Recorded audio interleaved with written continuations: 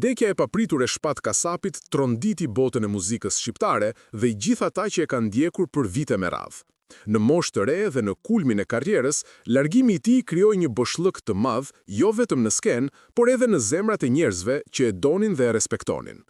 Lajmi u përhap me shpejtësi dhe solli një val trishtimi në të gjithë vendin, pasi Shpati ishte një emër i lidhur me energjinë, talentin dhe thjeshtësinë.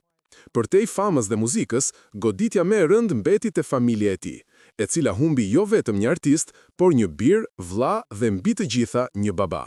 Shpati la pas një djalë të vogël, i cili është ende në moshën kur fëmijët kanë më shumë nevojë për prindrit e tyre.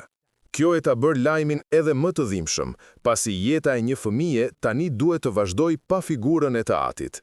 Në ceremoninë mortore, familjarët e tij shihen të shkatruar nga dhimbja, por një figurë që preku zemrën e të gjithëve ishte motra e Shpatit.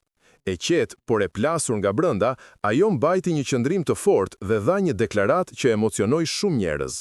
Me zërin që i dridhej, ajo u shpreh se do të bëjë gjithçka për të mbajtur gjallë kujtimin e vëllait dhe për t'i qëndruar pranë djalit të tij. Deklarata e saj më e fortë ishte vendimi për të birsuar djalin e Shpatit, një hap që tregon dashuri të pamas dhe përgjegjësi të thellë familjare. Ajo që tha se premtimi e kishte bërë vetë Shpatit shumë kohë më parë, se pavarësisht çfarë ndodhte, djali i tij nuk do të mbetej kurrë vetëm.